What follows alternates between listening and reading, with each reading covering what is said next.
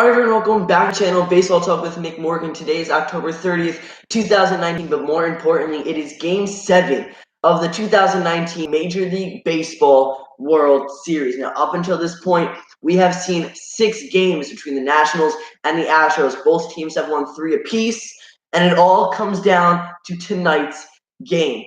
This is huge. I'm excited. A great pitching matchup. Max Scherzer versus Zach Greinke. And we've seen both of these guys start a World Series game before. Max Scherzer earlier this series went 1-0 with a 3.6 ERA. Zach Greinke in his start had a no decision. He's 0-0 and a 1.93 ERA. Colton Myers, welcome to the stream. You're back saying I'll stream awesome. I cannot wait. It's going to be a great game. Again, your starting pitching matchup, Max Scherzer versus Zach Greinke. Whoever wins tonight will win the World Series. They will be the last World Series champion of this decade.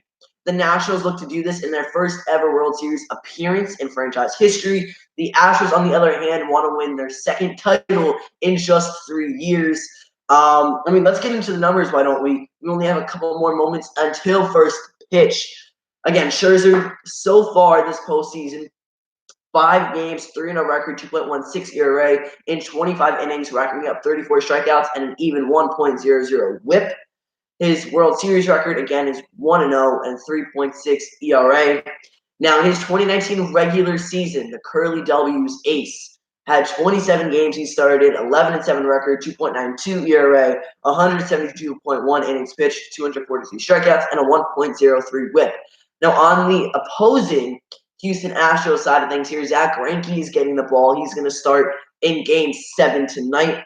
In the World Series, he's 0-0 with a 1.93 ERA, but in the 2019 postseason as a whole, he's pitched in 4 games, putting together an 0-2 record with a 5.30 ERA, 18.2 innings pitched, 22 strikeouts, and a 1.61 WHIP. Colton Myers says he is predicting 7-2 Astros for the final score of this game.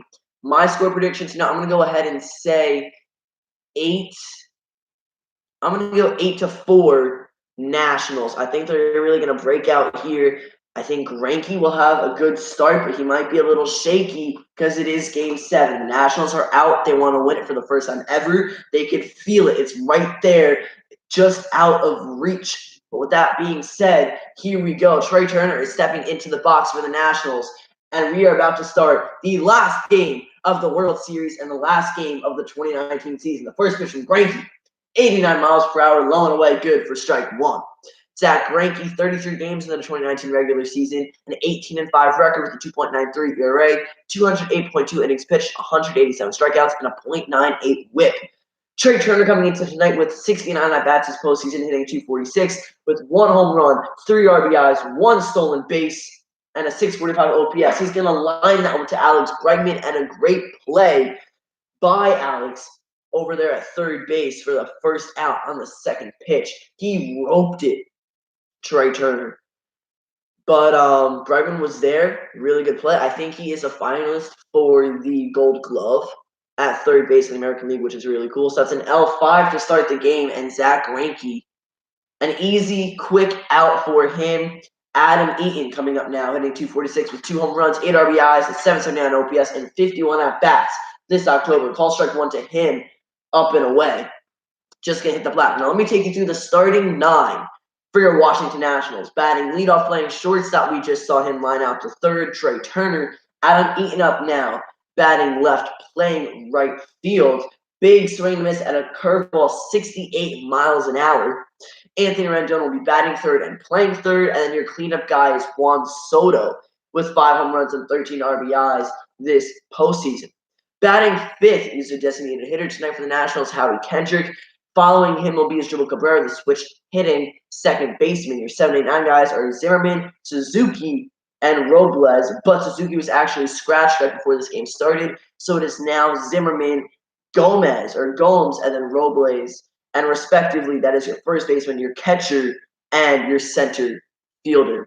6'5" Nats, Rendon and Soto go deep for 6 Ks from Mad Max. All right, let's see it, Baseball Podcast. Welcome to the stream. The count's going to be even at 2 apiece now. The curveball going to miss outside. So here we go. writing down all predictions. Guys, if you have any other predictions that I have not yet recorded for tonight's game, go ahead and let me know. Drop them in the comments section. 6'5" Nats for baseball podcast here. That's dribbled up, barely in play. Chirinos, the catcher, going to make it. And the throw over to first is in time. So it's a swinging bunt, and it's going to be a 2-3 putout. Greinke sailing through the top of the first. Wild Food says, go Nats. Yep, welcome to the stream, Wild Food. I ditched my homer for Game 7. Hey, you know what? That's okay. Game 7 is important. I love Game 7. This is honestly the best game of any series in any sport. It all comes down to tonight. Whoever goes 1-0 in tonight's game will win the World Series. Yeah, this is big. So now we have Anthony Rendon stepping up to the plate with 2 outs and no one on base. But he's hitting .339 with 2 home runs, 14 RBIs, and a 1.000 OPS in 56 at-bats. The first pitch to him, he's going to put it in play. Grounds it there over to Alex Bregman at third. He's going to make his second play defensively of the game. And that's it. Greinke gets out of the top of the first with less than 10 pitches. That's a 5-3 putout. No runs on no hits. So not the offensive start that the Nationals wanted here in the first. Zach Greinke did very well in his first game that he started in the World Series. I believe that was Game 3, the first game in Washington, D.C. It was a no decision for him, but his ERA this series is 1.93, so very low. The Nationals really haven't been able to get to him much. Hopefully that changes tonight, though. Max Scherzer on the mound for the visiting Nationals. And teams so far at home this series are 0-6.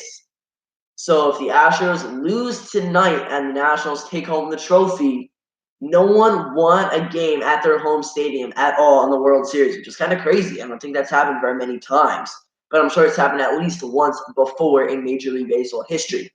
Your starting 9 for the Houston Astros tonight, you have George Springer leading it off. Following him, Jose Altuve batting second, playing second. Michael Brantley, the left-handed outfielder, will be batting third. Alex Bregman made 2 defensive plays in the top of the first. He's batting cleanup. Had a big solo shot last night in the first inning. Let's see what he can do tonight. Yuli Gurriel is the first baseman, batting 5th. And 6th is your AL Rookie of the Year, George Alvarez. Now batting 7th, you have Carlos Correa, who's your starting shortstop.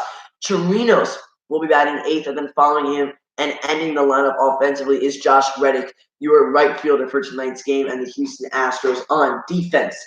So we've seen very similar lineups throughout both teams the entire series. I did mention Kurt Suzuki was supposed to start tonight for the Nationals. He got scratched and was replaced with Yan Gomes, who started last night. I was streaming Game 6, and it went very well. The Nationals took a 3-2 lead in the 5th inning. I left after the bottom of the 5th came to an end, and I believe the final score was 7-2 in Washington's favor. I'm really excited. I'm very happy I get to stream Game 7 live with you guys and take you through the play-by-play. It's going to be great. I want to know who you guys want to win tonight. And, yeah, I mean, I'm excited. I can't say that enough. Game 7 of the World Series, yes, it's going to be a great game. We will crown a champion, but at the same time, tomorrow means we don't have any more baseball games for the regular season until late March, early April of 2020. And that's a couple months away, so it's going to be sad without this game in our lives for a couple months, but don't worry, I have some awesome off-season content coming out for you guys. I have a lot of things planned for you. And some exciting things that we haven't seen yet on the channel. So if you guys don't have your bells already turned on, I suggest you do so. And if you're not subscribed, now would be a great time to do so. Hit that sub button down below. We're trying to get to 1,000 subs. And I would greatly appreciate everyone's help here.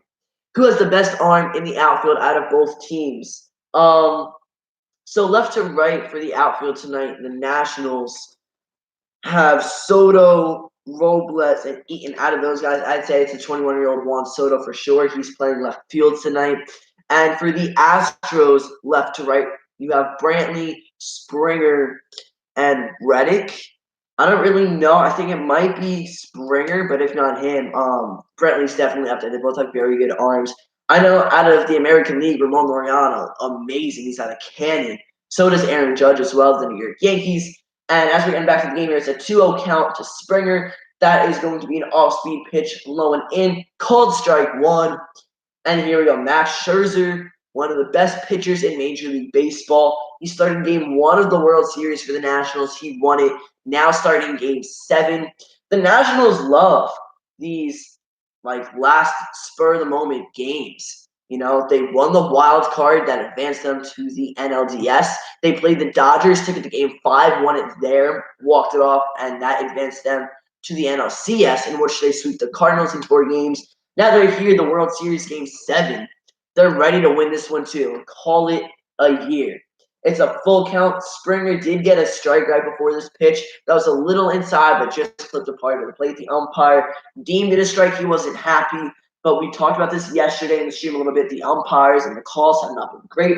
A lot of people are suggesting go to robo umpires, especially in postseason games, just because it does get a little crazy. Some calls are not the best. George Springer on a full count is going to line that one to the center fielder, Victor Robles. He is there. He is going to make the catch. 1 away here in the bottom of the first. That's a fly out. 8 in the scorebooks if you keep a track along with me here. Now that'll bring up Jose Altuve hitting right-handed.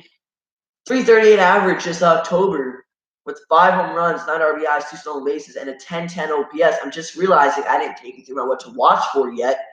So for the Astros offensively tonight, it's the heart of the order, Houston's heart of the lineup. You have Brantley, Bregman, and Gurriel, the 3, 4, and 5 guys offensively. They combined for 6 home runs and 28 RBIs this postseason.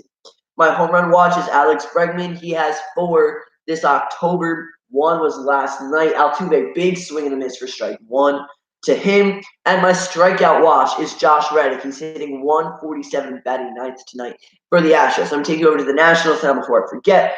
My what to watch for is Soto and Scherzer. Soto, of course, is very young. He is an outfielder for the Nationals who's done great things this World Series and this postseason as a whole. 1 second here as Altuve grounds out to Trey Turner. So that's a 6-3 put out. And then, of course, Max Scherzer is looking to continue his excellence and win the World Series for the Nationals tonight. My home run watch is Anthony Rendon. He's batting third, grounded out to third in the top of the first. And my strikeout watch was Suzuki, but now he's out of the game, so I'm going to have to change that. And I'll make it Victor Robles, who is also batting ninth. So, yeah, Max Scherzer, he's got some great pitches under his belt. He's been in the league for a while. He's won numerous Cy Youngs. He's amazing.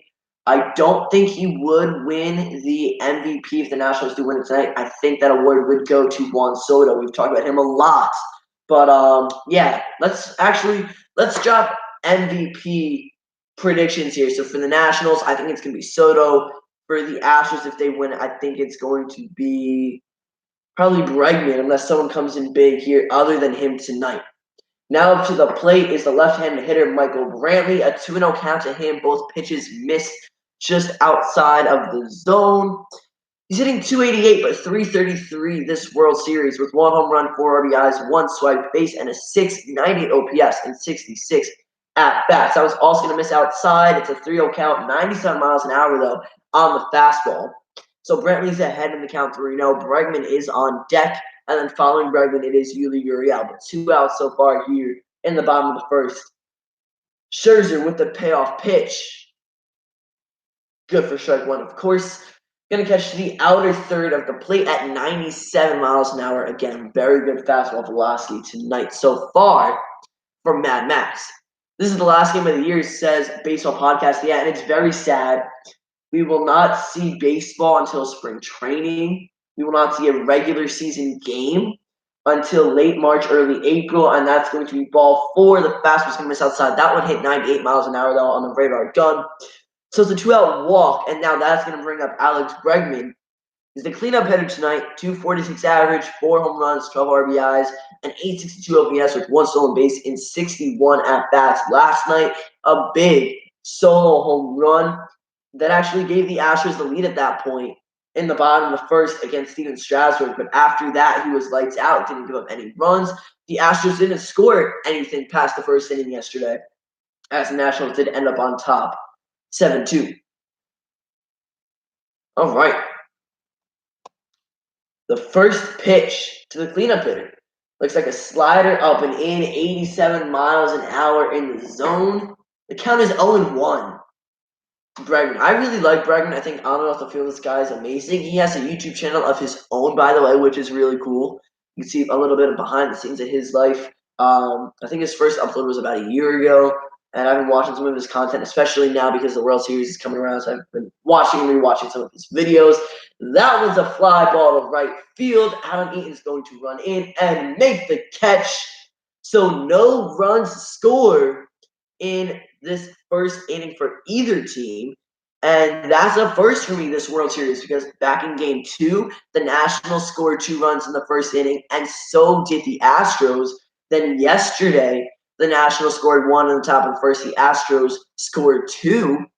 So game 7 is 1/9 of the way over unless we go into extra innings, which honestly would be great. You know, free baseball in the last game of the regular season and of the postseason. But for the Nationals, Juan Soto, Howie Kendrick, Asdrubal Cabrera, the 4, 5, 6 batters are all due up here in the top of the second. I want to ideally stream for about 2 hours tonight. Let's see how long that takes us inning-wise. Usually we're getting 5 innings out of it at most, but the more we can stream, the better. I would love to stream the entire game, but I just think that might be a little rough for me. It's going to get late, and I don't know. I mean, I'm going to kind of want to watch it too, I think, on my own a little bit, just kind of chill and lay back and enjoy it as a fan for a little bit. Because it is, of course, our last game in a couple of months. So, yes, Soto, Kendrick, Cabrera all due up. Your left fielder, designated hitter, and second baseman. Now, Soto, 5 home runs, 13 RBIs, 1 stolen base, a 915 OPS, and 61 at-bats, putting together a 262 average. Very good stuff from him. Rendon, who is the number 3 guy, he was retired to end the top of the first. He will be a free agent as of tomorrow. And that's kind of ridiculous because I don't know who's going to pick him up. The Nationals might try to resign him. I think they offered him like $260 million or $240 million for 7 years. I don't know whether he accepted it or denied it or what's going on. We just haven't heard it really since. But those rumors were going about probably like right before the postseason, if not the very beginning of the postseason. He might go to a contending team. I don't think the Yankees would go after him, which is okay because I don't know if we can really afford him and we really need to go ahead and get started pitching. But I'm assuming a contending team will go ahead and pick up Rendon. Yesterday we were talking about it a little bit. I suggested maybe the Braves try to go out and dish him some money. They don't sign Donaldson because Donaldson's also a free agent. So we'll see how that goes. Rendon to Dodgers, please end Lindor's baseball podcast. Yeah, that's crazy. Actually, guys, let me know. I might do a video tomorrow or, one of my next couple uploads will be Lindor trade rumors going to the Dodgers. I think that'd be ridiculous if that does happen. But the Dodgers had made it to the World Series in back-to-back years. This year they were eliminated in the NLDS against the Nationals, and they're really just looking for that World Series win. Okay, they've been very close. It's been on the tip of their tongues, and they just missed it 2 years in a row, which kind of sucks. They lost one of the years, the Astros. That was back in 2017, and then 2018, last season, they lost to the Red Sox. Here is Greinke versus Soto. The first pitch to the left fielder is outside for ball 1. We don't see the Soto shuffle there, actually, which is kind of surprising, but he's hitting .304 with 3 home runs and 6 RBIs this World Series. Very good, very young, talent. He's going to be in this game for a long time. He's going to be a face of baseball as he gets older, especially because this isn't even really his prime, I don't think. He's 21 years old, just a couple years older than me. Assuming you're going off the average here, usually years 27 to 30 are like the prime years for a baseball player. So we have a long time until that comes about for Soto. It's a 3-0 count, and now we're going to see the Soto shuffle. A leadoff walk would be great here to get someone on the base for the first time tonight. Is because of what Greinke did to him? Yeah, that is true. Greinke threw a pitch up and in, almost hit him, but didn't. He knew what he was doing, Zach, and he didn't want to hit him, but he wanted to get his message across. Soto is better than Acuna. All right. Yeah, they're both very good, very young, and talented.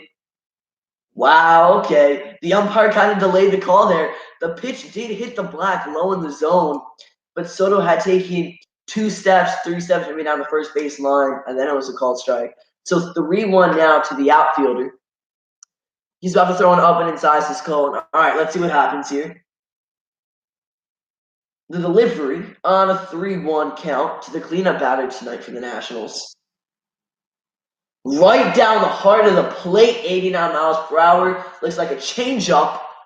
And it's going to, or it might have been a fastball, just not with the best velocity, but it's going to be a base hit for Juan Soto to get the top of the second underway. Now, you really want to get to Zach Greinke early. You want to blow this game open. You don't want to come into a safe situation, be up only 1 run and have to face Ozuna, especially because your bullpen, it's going to be a big game. You don't want to blow it tonight. Hopefully that is not the case. I want to see the Nationals come out on top. I know we have a couple Astros fans in here, one of them being Colton. Baseball podcast is a Dodgers fan, so I'm assuming he's probably not rooting for the Nationals. But yeah, the pitch to Howie Kendrick is going to be low, so 1-0 to him now.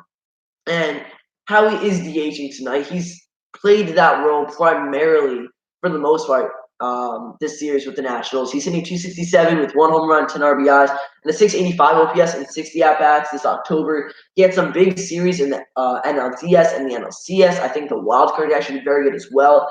The World Series he started to cool down a little bit, and that's a chopper back to the mound. It's another swinging bunt, and it's a double play.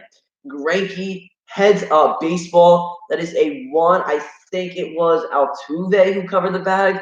So I'm going to say 1-4-3 double play. Soto is out, and just like that, we had someone on base, and he was gone. So Soto, it was like a check swing.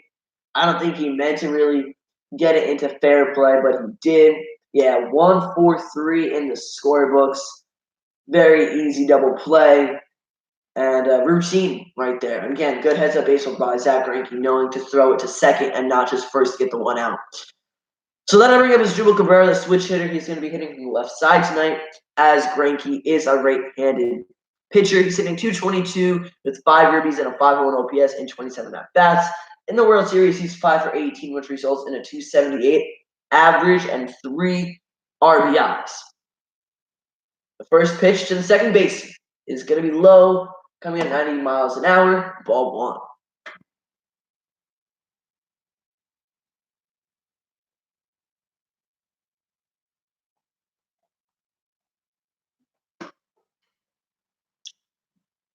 That's also going to miss though, so it's 2-0 to Cabrera.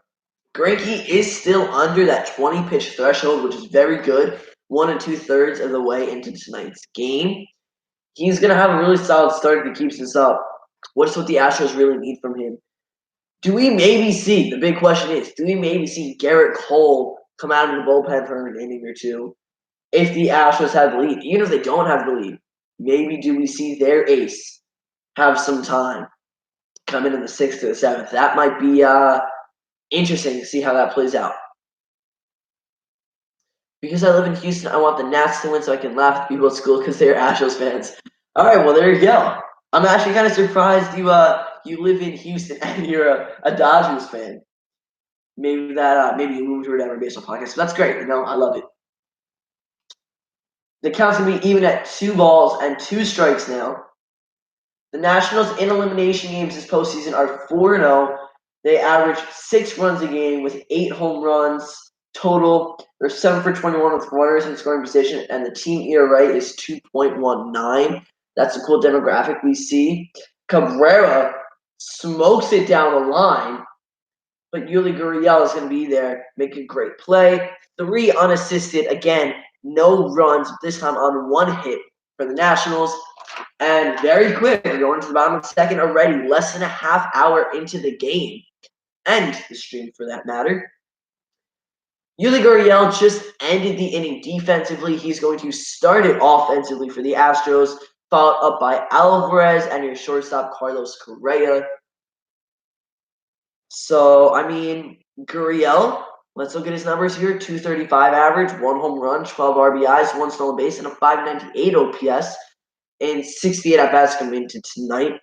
Alvarez, I think, is hitting like upper 400s average-wise in the World Series, only with 1 home run, but 3 RBIs and 67 OPS throughout his entire postseason and his postseason career as he debuted this second half of the regular season. He'll most likely be the AL Rookie of the Year.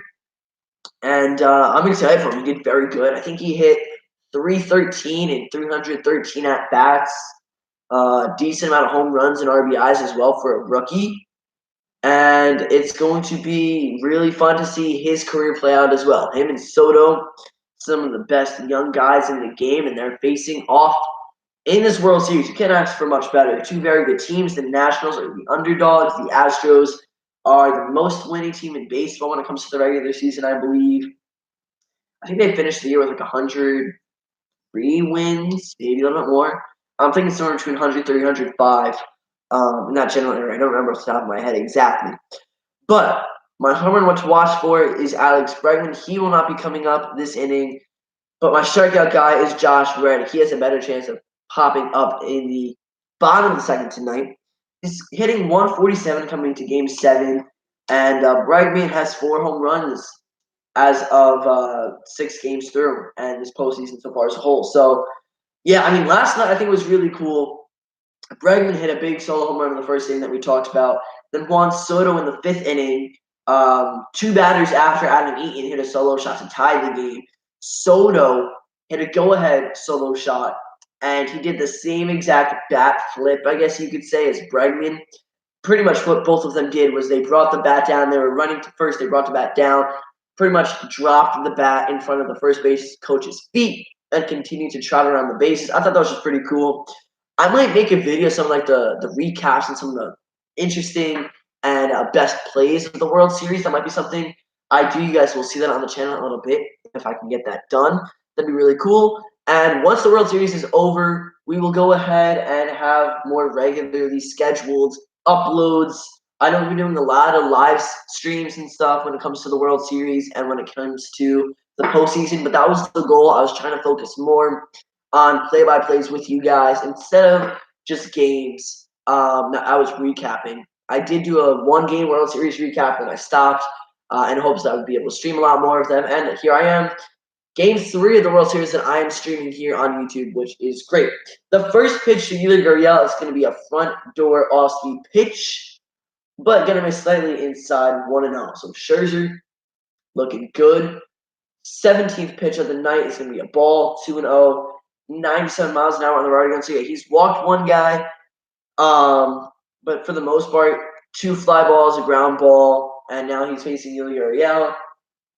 Ideally, you want to see Scherzer go 6-7 innings and hope that he gets around 100, 110 pitches. They've left him in for a long time, pitch count wise, and he has the stamina to go that far into a game. So if they need him, they won't take him out. That's going to be a 2-0 strike to the Astros first baseman. Now the delivery here, it's a slider. That one's far. It's out of here. A solo home run for Yuli Gurriel. I was just talking about how I thought Scherzer was looking pretty okay. And a slider left over the lower part of the plate. Gurriel gets all of it. It's a solo shot. And that will give the Astros their first run of the night and the lead. So a solo home run to start the bottom of the second. Ideally, that's not what you're looking for here. That's not what I want to see as a Nationals guy or someone who's rooting for the Nationals. But there we go. La Pina power. Yes, Colton Myers, you were correct. Gurriel displaying his power. A long fly ball to left field, and he got all of it. So now that'll bring up Jordan Alvarez, and the Astros have the lead for the first time tonight. So we'll see if the lead goes back and forth and if it's shifted at all, or if the Astros take this one run and run with it and end up winning the game. 0-1 count. That one's fouled back from Alvarez. And I believe before making his way over to the Astros, Yuli was with the Toronto Blue Jays. And I think that's where he originally became a big-name guy. I could be wrong. And that one's going to be a one-hop base hit into right field for Alvarez. So back-to-back hits. And now Correa's coming up with a guy on the pond. And Carlos is your starting shortstop tonight, hitting 172, 3 home runs, 8 RBIs, 1 stolen base, and a 618 OPS in 64 at-bats coming into Game 7. Mad Max struggling. Yeah, this is not good. It's okay though. Steven Strasburg had one bad inning yesterday. It was the first. He gave up 2 runs, but that was it. He was lights out after. Now, quick fun fact for you guys: the Nationals are 9-0 this postseason when Scherzer or Strasburg start. And Scherzer's on the bump tonight. Yes, he did give up that solo home run, and then now that base hit. But hey, a double play gets 2 outs, no one on base from the number 8 guy in the lineup. So that is something that we can aim for now for attacking low in the zone. Gray is 4 for 23. And following him will be Robinson Chirinos in the order. The catcher, Chirinos, is batting 8th. He had a couple big home runs in this World Series. He has 3 total in October with 4 RBIs. He's hitting 162, the 676 OPS, and 37 at-bats. That was Gurriel's second home run and 13th RBI of the postseason. So including the postseason, Max Scherzer has had Kurt Suzuki catch 124 innings for him. Yan Gomes, only 73 innings. So that's a significant difference there in numbers. I don't know why Suzuki was scratched, but like 2 hours before game time, I was actually taking notes. I just finished doing the Nationals lineup, and then I get a notification saying Suzuki's out and replaced for Gomez. Or Gomes. I don't know how to say it. I was talking about it last night. I don't know how to pronounce his last name correctly. But the Nationals catcher starting tonight was talked about 2 hours. He was brought into the game and in the starting lineup. So again, I don't know why that was a change that was made, but for whatever reason, that's the case. Maybe we'll see Suzuki come in as a pinch hitter. Well, no, not a pinch hitter because he has the DH, but maybe we'll see him come in for Gomez or Gomes in the later innings if he is struggling offensively. The 1-2 count to the Astros shortstop with 1 runner on first. The payoff pitch from Scherzer.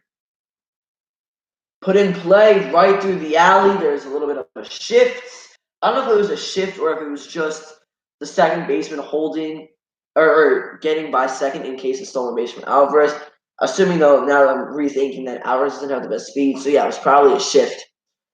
So 3 hits in a row, a home run, and 2 singles. Correa will poke one through for a single. Alvarez will advance to second. Chirinos coming up now with no one out against the shift. Yeah. You think Strasburg will pitch? I don't know. Last night, he went, 5 or 6 innings? So I think he went 5 innings complete. And I don't know if he'll come in tonight. Maybe we'll see Corbin. I think he came out of the pen yesterday, where he was warming up for whatever reason. No, not yesterday. Was it? I don't know, but I know they've used Corbin a couple times out of the bullpen. He is a starter. Chirinos, a bunt in foul territory, and our catcher will be there to make the catch. So there's an easy gimme out. That's a P2 right there. That's not what the goal was for Chirinos. But I'll take the out.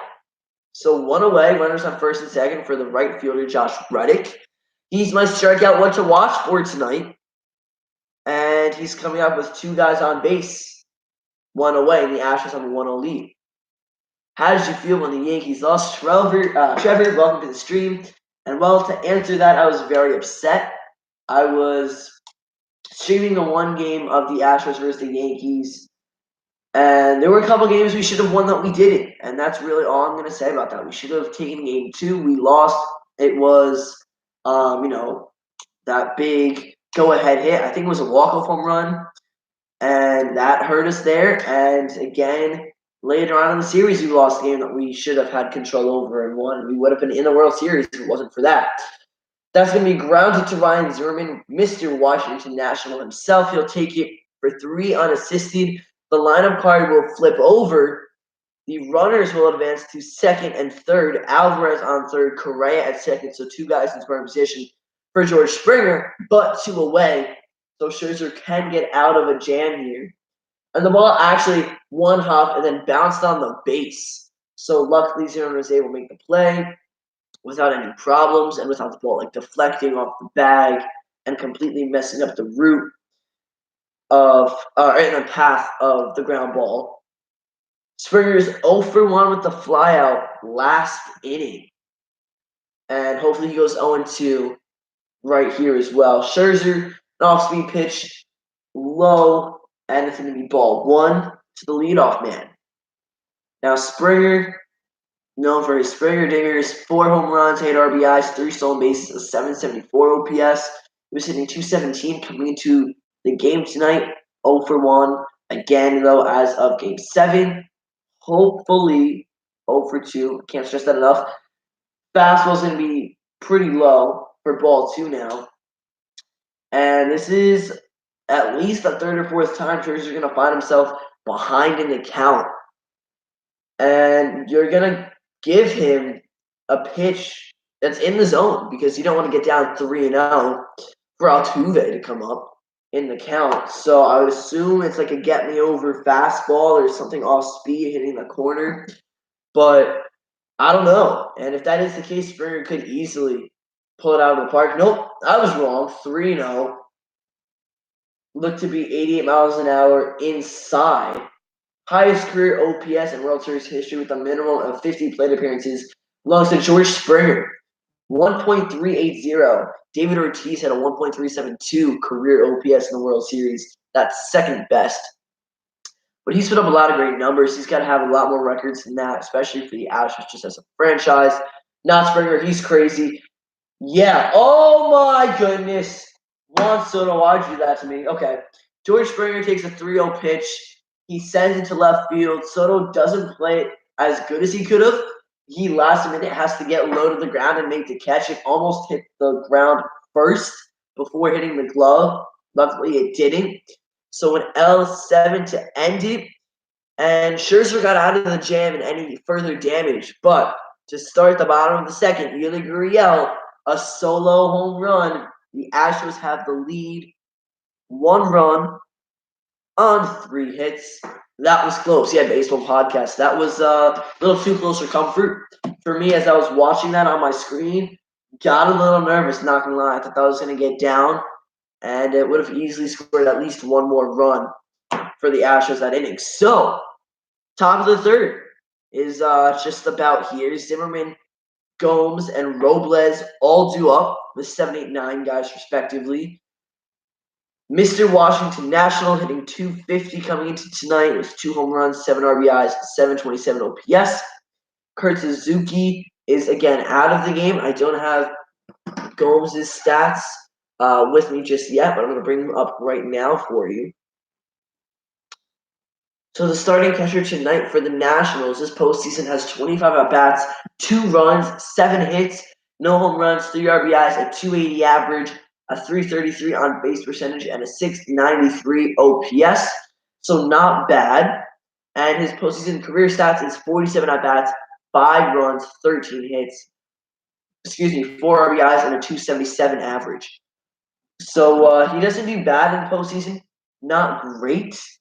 But hey, I mean, it is probably going to be a little bit better than Suzuki's stats, and he has been struggling at the plate this postseason and this series, so I'm kind of not surprised it took him out. I don't know why he was in there to begin with in the first place, but yeah, that switch was made again just a couple hours before the game was set to start. So again, for those of you just joining me here, the Astros have a 1-0 lead thanks to a Yuli Gurriel solo home run in the bottom of the second. As we go into the top of the third, Ryan Zimmerman is playing first base tonight, batting 7th.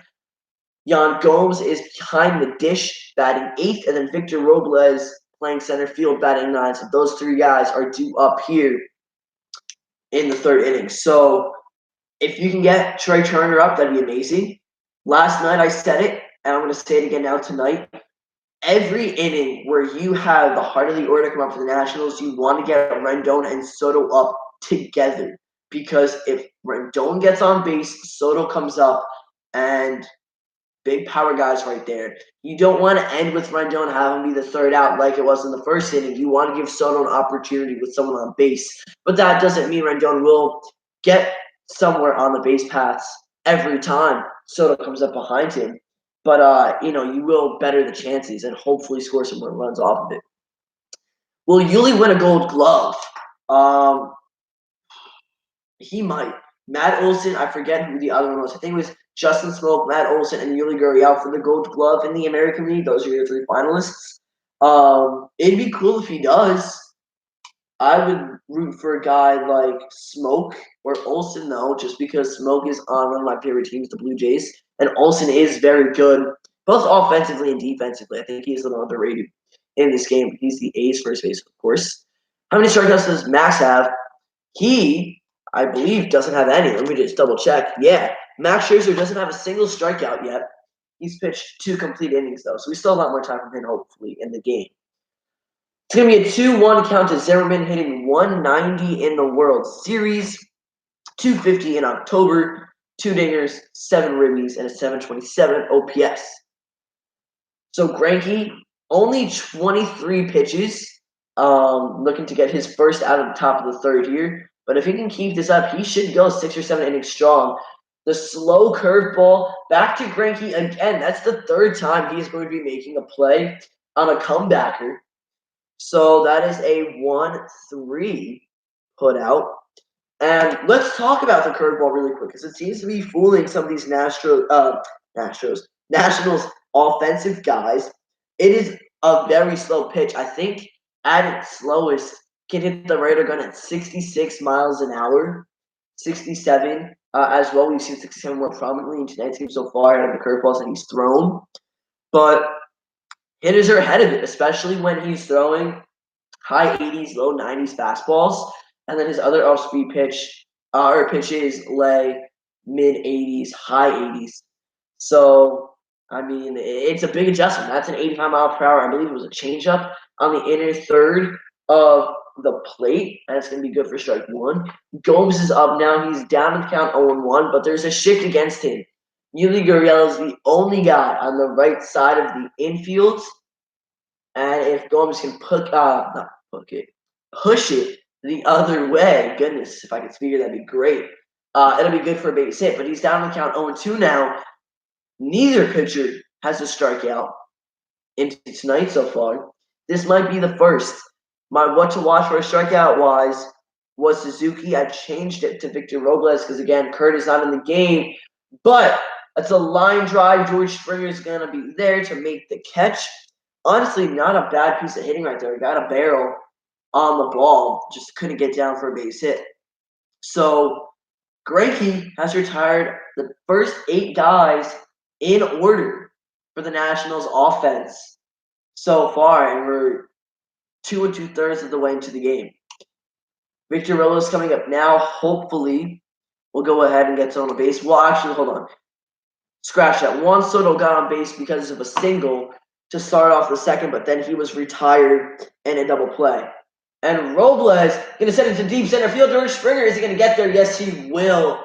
Great running play to track it down.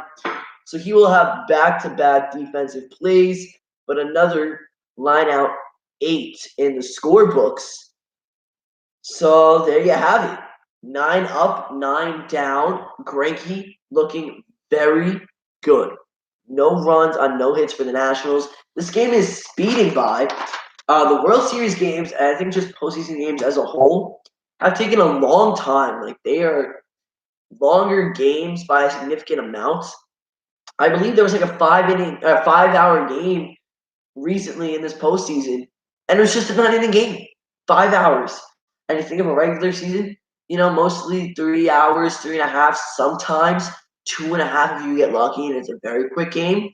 But 5.5 hours, that's a long time for these guys who are playing baseball, especially in the postseason. But at least if you're there spending that much money, you're getting your money's worth for sure. And bottom of the third inning, here we are. We're going to see Altuve, Brantley, Bregman. My what to watch for is Houston's heart of the order, and that includes Brantley, Bregman, and Gurriel. Gurriel went yards tonight already. Brantley is due up this inning, and so is Bregman. So we'll see what they can do. But they combined now for 7 home runs and 29 RBIs in October and in postseason baseball. They're very good, and you cannot let any of them on with less than 2 outs because you don't want Bregman to come up or Yuli to come up with 1 guy on base or more on base. Patrick with a sad face emoji in the chat. All right. Yeah, I mean, right now I am rooting for the Nationals. If you guys don't know, I've made it very clear these past 2 nights, and I'm okay with that. It's not particularly because the Astros beat the Yankees, but that doesn't have a factor in it. The Astros back in 2017 were the World Series champions, and that's great. And yes, I am all for them winning again 2 times in 3 years. But I would love to see the Nationals be the underdogs of the postseason, take home the championship series and the trophy.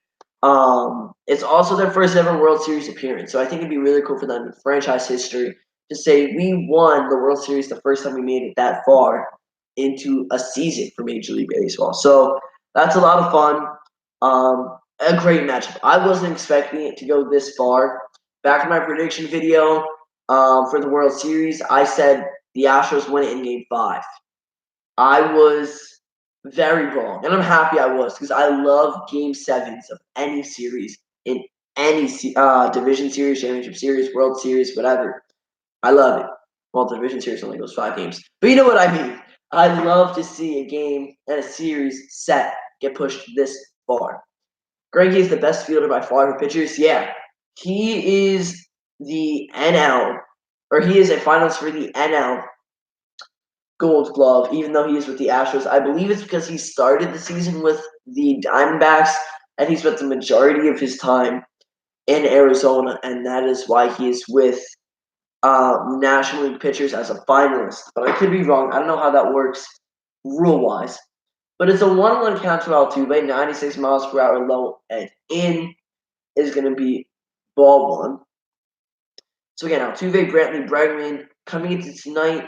Altuve, 71 at bats this postseason, hitting .338, 5 dingers, 9 RBIs. That's strike two. Again, inside, not inside and in the zone. Inside, like, kind of close to the batter's box. Rough calls here for some of them by the umpires. But, I mean, there's nothing we can do. It's human error and just the human factor of the game. Umpires have been in it for as long as players have, at least I believe, right? And they're not always going to make the right call. You can't always go against it. Davey Martinez was ejected last night because of incorrect calls and because he was mad. A big factor there was the Trey Turner interference play. I don't think I talked about that at the stream, but I was contemplating making a video on it, but I don't know. If I will or not, again, that might be part of like a big recap of some of the most interesting highlights of the World Series. Altuve reaches for it on a 1-2 count. He's going to poke it into left field. Trey Turner does jump for it, but cannot get a glove on the ball. So it's a leadoff single for Altuve now in the bottom of the third. He's a very good hitter offensively. Defensively, Altuve is also good. I think he is in the running for a Gold Glove this year. He is a finalist for the American League. Brantley and Bregman do up. The left-handed Brantley up now. Scherzer not looking that great tonight, but that's okay. Baseball Podcast has hit number 25 for Jose. And that was going to be fouled back and out of play, 96 miles per hour up and away from the hitter, but Brantley gets a piece of it. He walked back. Oh, yeah, he did walk back in the first. I was looking at the wrong guy here in the scorebook here. But yeah, Brantley 0 for 0 tonight with a 2-out walk in the first inning. Bregman ended up following him and flew out to right field. Scherzer's going to pick off or attempt to pick off Altuve. He's back there easily, and nothing's really going to happen there. So the 0-1 delivery to Brantley. We'll see how this goes down. Again, double play would be great because you have no outs, but whatever can get you. Just don't want to give up a home run or an extra base hit of any sort. There we go. That's put into play. Juan Soto should be there, and he will be to retire the first guy of the inning. That's an L7. So 1 away, Altuve standing on first in the bottom of the third as the Astros have a 1-0 lead. That'll bring up the cleanup man, Alex Bregman. I love Bregman. I think he's amazing. His defense is stellar. His offense is even better. And he is a great third baseman. So we will see what he can do tonight. I believe in the 3 games of the set in Washington, he wore the same shirt pregame. Like when he arrived at the ballpark in all 3 of those games they won. So last night, Bregman wore that same shirt. The Astros lost.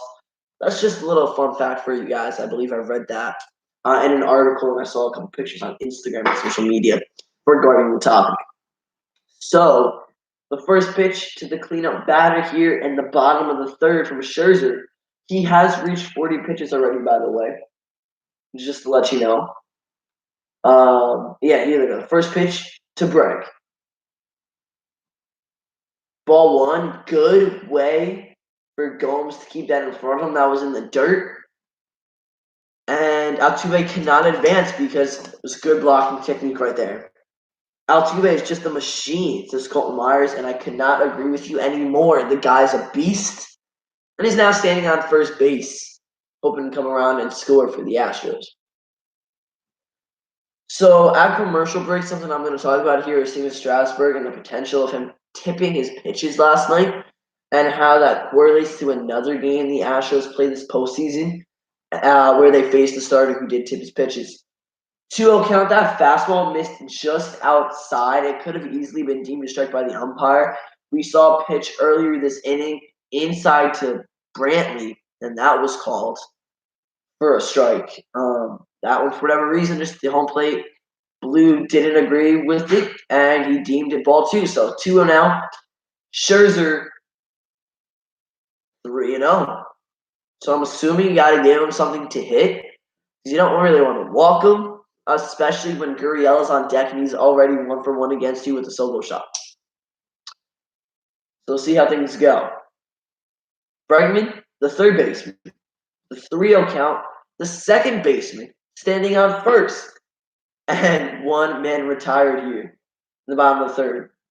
Scherzer's delivery, strike 195 miles per hour, the lower third of the plate.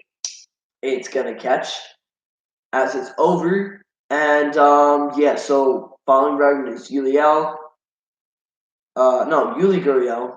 Kind of just missed both of his names together. I can't speak. My goodness. Okay. Yuli Gurriel, then Jordan Alvarez if Bregman does get on base. Another pickoff move from Scherzer, a very slow throw over the first. Easily gave Altuve enough time. He just wants to show me he's checking up on him. And he doesn't want Jose to get too comfortable on the base paths. The 3-1 now to the number 4 batter.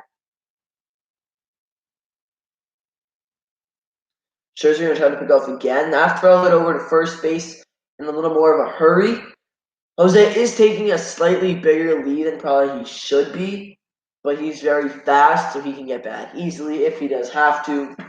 I would love to see Max pick him off, but I don't think that'll happen. We'll have to kind of wait and see how things play out. And double play would be great. Bregman flew out to right field in his first at bat. That's going to be strike 2, a fastball on the outer third of the plate. So Scherzer honestly locating pretty well for the most part. I don't know if the Yuli home run was just a lack of location and like hitting his spots, or if it was just a pitch that he shouldn't have thrown against a power hitter like Gurriel. So here we go, the full count payoff. Ball 4, 87 miles per hour in the dirt. Altuve will advance to second. Bregman will work a walk. That's the second free pass Mad Max has issued tonight. And that'll bring up the Astros first baseman. And we already know what happened here. I don't want to explain it again. I don't want it to happen again at all. The exit velo was 100.8 miles an hour on Yuli's solo home run. I know I said I'm not going to talk about it again, but I have to bring it up. That's my job as a play-by-play guy. for you guys, especially for you guys who just joined me here. Yuli Gurriel, 1 for 1 on the night with a home run, 97 miles an hour, just outside. Could have been a called strike. It was close enough, but not quite, apparently. He's 5 for 10 with runners on this series and 3 for 5 with runners in scoring position. He's got 2 runners on base, 1 out, and a good opportunity to score some more runs. That's fouled back, 95 miles per hour, in on the hands a little bit. Honestly, if Gurriel comes in clutch again this at bat and brings in at least 1 run, and the Astros come out on top tonight, he might be a strong candidate for MVP. Just kind of throwing that out there. I think it's going to come down to him, Bregman, and Altuve. Springer's name might get thrown out there too in the conversation. That's 2-1. Off-speed pitch, 80 miles an hour in the dirt. Gives a very consistent strike zone, which I like. Yeah, the umpire's kind of gone back and forth a little bit though today. He's not great. He's not as bad as some of the other guys we've seen in the World Series and in the ALCS. But the calls could be a lot better, and they could be more precise and more accurate. That one's driven to right field. It looks like Yuli Gurriel exclaimed something once he knew he only popped it up and he didn't get more of the ball. So that's a fly out to right. 2 outs. Altuve on second, Bregman on first. Jordan Alvarez up now. He's 1 for 1 with a base knock. He singled in the second, made his way over to third, but was stranded 90 feet away from home plate. He did not come across the score. So up with 2 outs now and 2 guys on. Let's see what the rookie can accomplish here in the bottom of the third. So we're just about an hour into the stream. Almost 3 completed innings in the books of Game 7. And I want to go as long as possible. I will probably cap the stream at 2 hours tonight. Maybe a little bit earlier if the game gets broken open by either team or whatever. We'll kind of see how I'm feeling as we continue. But, yeah, I think for the most part, the game's gone by pretty well. Scherzer had 1 bad inning, 1 bad at bat, really, and that was the Yuli home run. He's not doing great per se here in the bottom of the third. He let 2 guys on bases early on, but he has 2 outs, and Alvarez is going to swing and foul it off on a 91-mile-per-hour fastball up and in. So he'll be behind in the count now 0-1. So hopefully Scherzer can get him here. Against Strasburg last night, gave up 2 runs in the first, and those were the only 2 runs the Astros scored in the entire game. He was lights out afterwards. The bullpen came in and did well. And there you have it. That was Game 6, and Astros won it. And that's why we are in this position we are in now. Scherzer, 52 pitches. That one's also going to be fouled back right down the middle. If Alvarez's timing was better, that easily could have been gone, especially with Jordan's power. He's displayed it a lot throughout the second half when he made his debut of the regular season. Postseason, not so much, as he only has 1 home run, and he's brought in 3 guys, but not too shabby. I think his home run was a 2-run shot back in Game 5, I want to say. Game 4 or 5 in Washington. That one's going to be up and in. Fastball counts 1 and 2 now to the rookie. On deck is Carlos Correa. He is also 1 for 1 with a single. He was left on second base back in the second inning. Joe Buck is a commentator, and I think he's been in the entire World Series. Of course, there's that big meme of him that floats around. I believe it was an actual quote that he said, I don't even know what year, maybe 2016. But he said, the way I see it, it's a must-win game for both teams. That was Game 7. Well, yeah, Joe Buck, of course it's going to be a must-win game for both teams.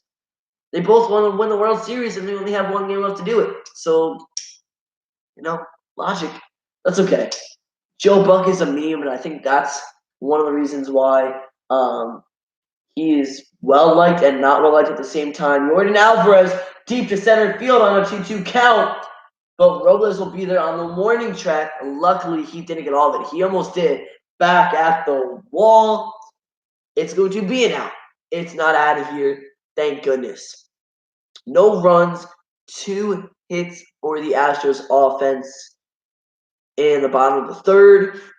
And we're going to talk about Steven Strasburg last night in his first inning appearance. So I mentioned this inning and a little while ago how Strasburg gave up 2 runs. Those were the only 2 runs the Astros scored in the first and last night's game. Now, it was brought up, and Strasburg talked about it following the conclusion of Game 6, that he might have been tipping his pitches based off of the glove. It looked like the Astros batters could see him adjust his grip with the ball.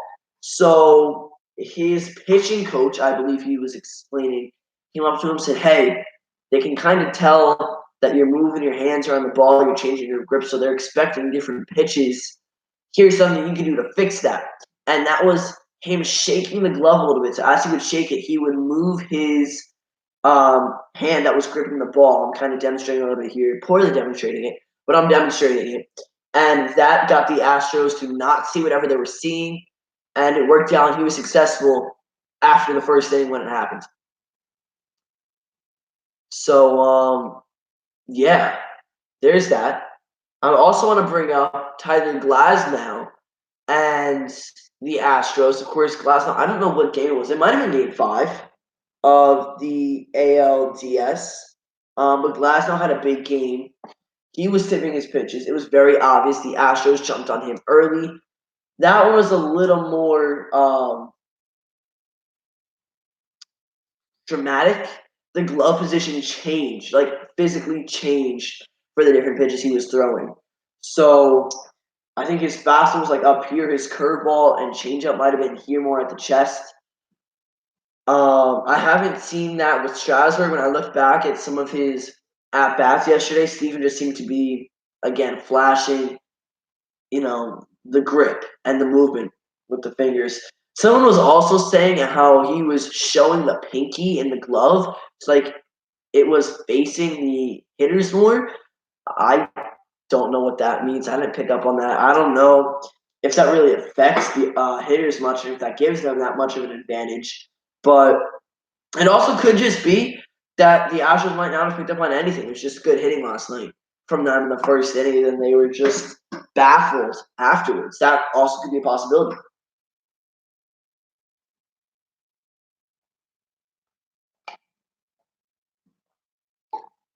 So now we're going to the top of the fourth inning.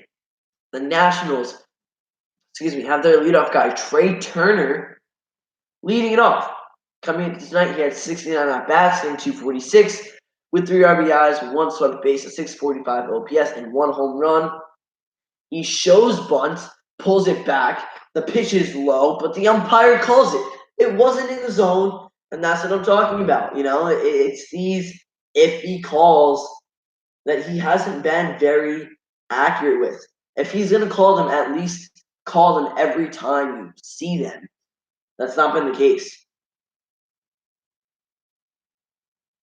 0-2 count. That one's going to be low. Now to the leadoff guy. Turner's got some great speed. Showed it off last night a couple times. Adam Eaton is on deck last night. The right fielder had a huge solo home run to tie the game in the fifth. 2 batteries later, Juan Soto took the lead with his solo home run. And it's a 1-2 count. Now that's in the dirt to Turner. Now, in the best case scenario, you get either Turner and or Eaton on base for Rendon, and then Soto will hopefully come up as well. So, big power guys, 3 and 4. Eaton showed that he's got a flurry in the bat last night, and that he can get something out in a hurry if he has to, and if he gets the right pitch. Honestly, I think it's just important that Turner tries to get on here as much as he can. Of course, that is the goal for everyone, every at-bat. But if Turner can find his way on first or past first following the end of his at-bat, I think there's a good chance that we can try to score him here in the top of the fourth inning. Curveball, Greinke, a great play. That's the 4th defensive play he'll make of the night. So 1-3. Wow. Yeah, his defense has been very good tonight in Game 7. His pitching as well. He turned a double play. He made a couple plays just over to first on his own. And he's going to retire Turner to start the top of the 4th. His pitch count's looking pretty low. It's in a good position here. Adam Eaton coming up. He's 0 for 1 tonight. He had a little dribbler to the catcher. The catcher made the throw over to first. That was Chirinos Gurriel. 72-mile-per-hour curveball going to miss low. Good for ball 1. Just start the at-bat.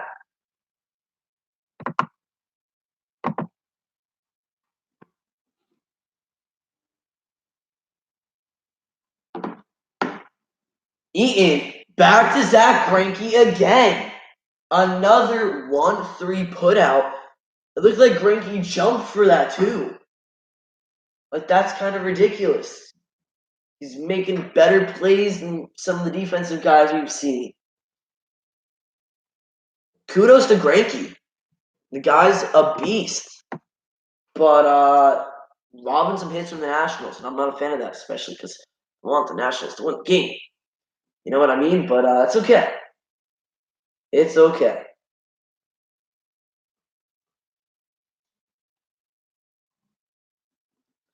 So 2 outs, thanks in part to Zach Greinke. Rendon's coming out now, 91-mile-per-hour fastball low and away for ball 1. Now you have Rendon up. If he gets on base, Juan Soto's coming up. Righty-lefty matchup. And Soto was 1 for 1 on the night with a single. He did get out on a double play, hit by Howie Kendrick right after that. And in comparison to Rendon, who is 0 for 1, if Soto comes up in this inning, that would mean Rendon either hit a home run or he's on base. Either way, I'd be fine. It's 2-0 now to the third baseman. Guys, I want you to comment, for everyone in the stream at the moment, comment who you think will pick up Rendon. Do you think the Nats will re-sign him? Do you think he's going to go to the Dodgers? Will he go to another contending team?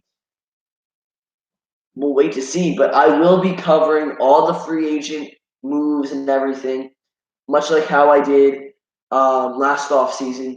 Every big acquisition, I'm covering. A 3-0 count to the third baseman. Pitch number 39 to Greinke on the night. Fast right down the middle. Rendon's taking all the way. You think you go to the Royals? Interesting. Okay. Speaking of Royals, Zach Greinke came from Kansas City. That was his first ever Major League Baseball team. I think then he went to the Brewers for a stint of time, and then he went eventually to Arizona, and now, of course, he's with Houston.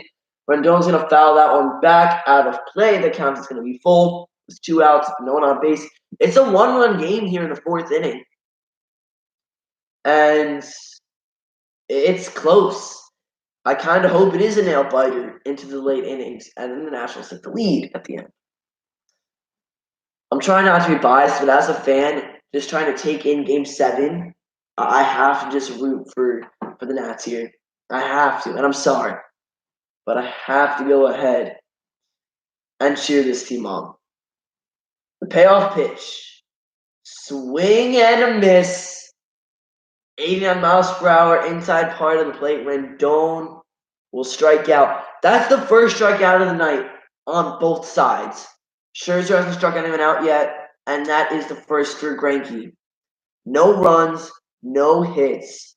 Other than the base hit Soto had in the 2nd inning, again, he was out on the double play after. Zach Greinke has retired everyone in order. He has faced 12 guys at this point in time. He's looking really good. And honestly, this is kind of what I was expecting from Verlander last night, or just this series in general. Verlander has not been good in the World Series in his career. I think he's 0-7 or 0-8 in World Series starts. That's rough, especially that's, a big difference. We don't know Verlander as someone who does that and has that likelihood of losing a lot of games in a series, in a particular series at least. Verlander's a fine wine. He gets better as he gets older. I guess he's going to have to wait at least another year until he's in the World Series. or this far if the Astros didn't make it all the way in 2020. And we'll see if his fate can change then, if he'll finally get a World Series win or not. Bottom of the fourth is just a couple minutes away. Carlos Correa, Robinson Chirinos, Josh Reddick. Those three guys are due up. Those are the 7, 8, 9 guys offensively tonight for the Astros. And then Springer, if needed, will come up as well. Or if necessary, the time comes to it. Let's go ahead. I want to look at stats here.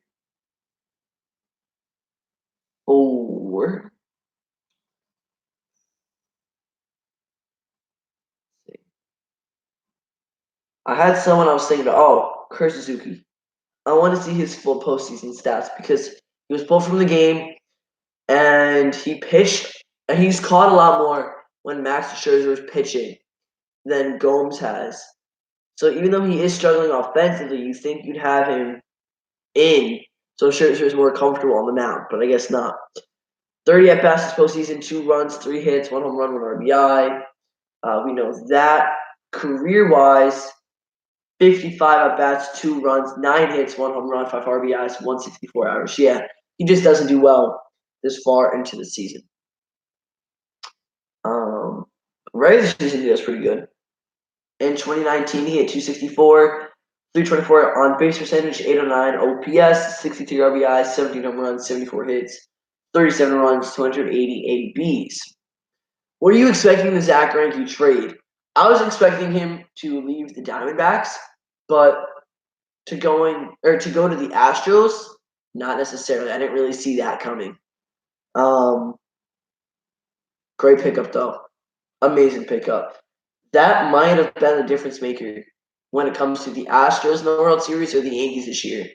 If the Yankees didn't let the Astros get Greinke, and by that I mean didn't pass up on him or just acquired Zach, then that series might have ended differently. The Yankees might be in the World Series right now because the Astros were going back and forth. Their primary starters the one series were Cole and Verlander. Greinke was also in there, but the 2 solid guys were Garrett and Justin. And if they didn't have Garrett Cole at all to fall back on, then the Yankees might have gone to them a lot more, and so did the Nationals, honestly. Again, great pickup. Definitely the best acquisition at the trade deadline this year, for sure. 0-2 count to Carlos Correa, hitting 208 in the World Series. Just a slight shift.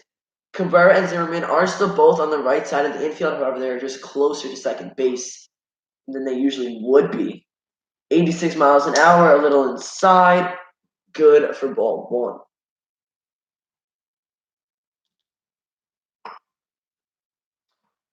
Scherzer nearing 60 pitches in 3 completed innings of work. We are almost an hour and 15 minutes into the stream, which is awesome. It's going to be a ball, fastball inside. Counts even at 2 apiece. And Carlos was 1 for 1 with a single back in the second. Again, he reached second base, but was stranded there. As Chirinos popped up, Reddick grounded out to first, and then Springer was retired by a line out to left. Fouled off. Counts have remained 2-2. They're showing a side-by-side Scherzer and Greinke clip of just them pitching tonight in their style. It's pretty cool. Really good starters on the mound tonight. You know, you can't ask for much better in Game 7. Maybe Scherzer and Cole, but Greinke has been lights out. He's honestly acting and playing as if he's the Astros ace, especially with all the defensive plays he's making. Doing phenomenal. So you could say that was against the shift, but Cabrera shifts to his left, gets to the ball. Zimmerman covers the bag, and it's a 4-3 routine ground ball for out number 1 in the bottom of the 4th. Robinson Chirinos will be up now. He was hitting 162 coming into tonight with 3 home runs, 4 rings, a 676 OPS, and 37 at bats. So, guys, are you watching any sports once Major League Baseball and the season comes to an end? I know some of you watch basketball and you guys like football as well. For me, I won't be watching really anything. Maybe some TV shows, some Netflix probably. Rewatch The Office a little bit. I love that show. But yeah, maybe I'll even go ahead and play back just Yankees games and stuff from this season. It's no 2 count to Chirinos now, as he's going to swing a ball in the dirt. Wild Foo says he's going to be watching college football. Nice. Rutgers is a pretty local college for me, I guess you can say. And they play football. They don't do well most of the time, but I know they have a big rivalry with, I think it's Penn State and Ohio State. I don't know. There's a couple. I don't really watch football. I've been to a couple of Rutgers football games. I've traveled a bit to get there, but overall, nothing crazy. That's it. Chirinos with a ground ball. That'll be on number 2. Yeah, I mean, maybe I'll try to get into some basketball a little bit and watch some basketball games, but that'll probably be the extent of sports that I'll be watching this off season. Yeah, probably just playing back Yankees games and stuff from the regular season, looking at some highlights, and putting a lot of time into YouTube, getting that grind going so we can hit 1K hopefully soon. Subscriber wise, here's Josh Reddick. First pitch to him is a ball, 1-0 count. He is my strikeout what to watch for tonight for the Astros. I'd love to be right with this prediction because we all know my other predictions this postseason were wrong for the most part. I said the Athletics would win the AL wild card. I was incorrect there. I believe it said the Nationals would win the NL wild card, so that was correct. I knew the Yankees would beat the Twins. I knew the Astros would move on. I didn't think they'd be playing the Rays, though. Biased, I said Yankees would beat the Astros in the ALCS, make sure the World Series. From the World Series, that wasn't right. I think I also said the Cardinals. No, I think I said the Dodgers beating the Nationals and then also beating the Cardinals and then going to the World Series as well. So my bracket predictions were very wrong, but sometimes you get lucky with these in-game predictions. Josh Reddick, 2-1 count. It's going to be a single into right field. So I was wrong with that prediction too. That's all right. George Springer will come up for the 3rd time tonight here in the bottom of the 4th. 2 outs, Josh Reddick standing on first. Springer 0 for 2. He flew out to center and he hit a line drive to left fielder Juan Soto. And that has been the extent of what he's done so far tonight. In the World Series, he's hitting .320 with 2 home runs and 4 RBIs to his name. He was the World Series MVP back in 2017, the last time the Astros won the World Series just 2 years back. Scherzer's going to step off, catch his breath. 68 pitches in 3 2/3 innings. I always like to go ahead and let you guys know how many pitches someone's thrown because it kind of shows you if they're struggling or not. And honestly, Mad Max, this is probably just a little more than his halfway point, though. I wouldn't be surprised if he goes over 100 pitches tonight, like 105, 110. Unless he's giving up runs, then they will probably pull him. But he's got the stamina to go pretty far, pitch count-wise, into a game. It's 1-0 to Springer. The leadoff man is playing center field tonight for the Astros, patrolling the outfield. That one's 96 miles per hour outside. 2-0 count.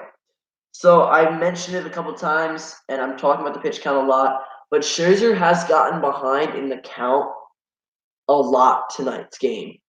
And I don't know if that's a tendency for him, but I don't think it is. I think usually he attacks a lot more. I'm just getting the sense that he might be nervous to attack, especially since some of these really good offensive Astros who can hit the ball well, he doesn't want to give up a lot of runs. It's now 3-0 to the leadoff man. Altuve getting ready to come up to the plate if necessary. I think the line out back in the second inning from Springer came on a 3-0 pitch. So we'll see if he swings here or if he's taking all the way. I would assume he has a green light. Come on, Blue. Indecisive. Indecisive. I said, come on, Blue. I was almost positive it was ball 4. Then Springer looked back at him. Max Scherzer looked at him. I was like, what? They thought he was going to call it a strike. That was essentially close enough. He's made other calls tonight that were a lot further away from the zone than that. He says it's ball 4. That's not consistent at all with what he's been going with. This is what bothers me. And you can't say that these calls are necessarily causing the Nationals to lose or win, or vice versa for the Astros. But at the same time, it does have an effect. Because now, I'm sure it shows us a different mentality. Okay, 2 guys on base, 2 outs for Altuve, instead of a runner on first, 2 outs for Altuve, or, top of the 5th comes underway. Because that at-bat would have continued, and you probably would have tried to get something out of Springer on a 3-1 count. You would have attacked the zone up and away with the fastball or something outside, assuming. I'm just going to rambling on now. It's a 1-0 count for Altuve, and he is 1 for 2 tonight with the single back last inning. That's the same pitch. Same pitch that Springer walked on is now called for a strike. And the count's even at 1 apiece. So, yeah. I want to know. I want to hear your opinion, guys. Are you for robot umpires? Robot umpires calling balls and strikes behind the plate. I think it would definitely help just because it'd be more consistent. So batters would be able to tell what's going to be called and what won't be called. And it's not going to be a guessing game. They're not going to let one go at their neck and have to worry about whether the umpire might call it or not because of whatever he might see. That pitch for Altuve is going to be in the dirt, so it's a 2-1 count. But Gomez, again, or Gomes, I keep saying it wrong. This last name is killing me. I hate pronouncing names sometimes. And that's not even a difficult one to pronounce, like on paper, but it's okay. He's done a very good job blocking the ball behind the plate. Altuve drives it to center. Robles is there to make the catch. L8 to end the bottom of the 4th. And now we are going to total things up here. No runs on 1 hit, 1 walk given up from Scherzer. Top of the 5th, we're expecting Soto, Kendrick, and Cabrera all to come up. Let's see if we can get another Soto home run, or a Soto solo home run. There we go. More accuracy is always good in calling balls and strikes. Give me the robo ump. Yeah, I would love to see it. Even if it's the first couple of games of spring training, I don't know if they're going to be able to get together something in this short of a time frame or not. But even if they just mess around with it in the spring training games, maybe not necessarily 2020, but like 2021, it's definitely something to explore and to try to go ahead and branch out into the idea of maybe switching from not a person home plate umpire. So is it Patriots? They're actually working with a similar system where they have like a machine and a system set up where they have a strike zone. They see where the ball comes across the plate. It's relayed as a ball is strike on the screen, and someone, I believe this is how it works at least, someone's watching the screen, and as they see where the ball comes in zone-wise, they talk to the umpire who's wearing a headset, and they communicate whether it's a ball strike or not. But also at the same time, the home plate umpire goes ahead and says, he has to use his judgment as well. So it's like 50-50. I just don't like it. The human umpire started it, so it should always be like that. Yeah, I get that. I get that 100%. And I think if you do have a robo home plate umpire, you would keep the first and third base people. At least I would assume so, because if not, you might have to go to replays and stuff a lot more frequently. So make the home plate umpire, a robo-ump, leave the base umps the way they are as people, and call it a day. That's it. That would be my stance on it. I think that works, and I think the players would be good with that too. Like yesterday, Trey Turner and that big controversial, he was, construing the play. He was involved in controversy there, and he shouldn't have been on that side of the line. He was called out for, just being on the wrong. I got to extend here. Think of what I'm trying to say. He was imposing the play. He was getting in the way, quote unquote, and home plate umpire said, "Okay, you're out. That's not gonna happen. Great job. You got to second, but you did it against the laws of the game." So yeah, maybe at that point you would need a home plate umpire, but at the same time, you can use a first base ump for the same thing. 0-1 count to start Soto off this at bat. He's hitting .333 in the World Series with 3 home runs and 6 RBIs. Greinke only 42 pitches, curveball, 66 miles an hour. Soto's went on top of it and super early. Bounce back, count is 0-2. On deck is Howie Kendrick. Soto, please. Yeah, I'm saying the same thing. Get another slow curveball, get all of it, and hit it out. Please, Juan Soto. I still love the fact that this guy hit the train tracks the opposite way with a home run earlier on in the set here at Minute Maid Park. His power and his distribution of power is ridiculous. That one's going to be low. It's a 1-2 count. We see the Soto shuffle a little bit. The Astros are still winning 1-0 in the top of the fifth. Howie Kendrick's on deck. Soto currently at bat. 1-2 count. Nobody out. I think we're going to go ahead, get at least 6 full innings, maybe 7. And the third base umpire says Soto went around for strike 3. That's the second strikeout of the game in total. The second strikeout for Greinke of the night. I want to see, that's a strikeout swinging.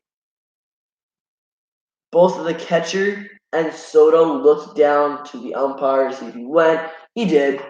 I always say the batter never goes around when I first see it in real time. But as soon as I see that slow-mo clip, I'm like, yep, he definitely broke his wrists with the check swing. Remember the hill out in Houston center field? Yeah.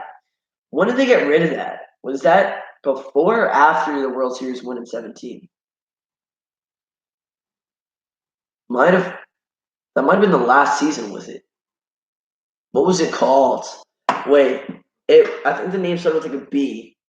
There was the name of the hill out there. I'm gonna look it up now because I'm interested to know. Houston Astros Hill, because it's gonna bother me if I can't remember.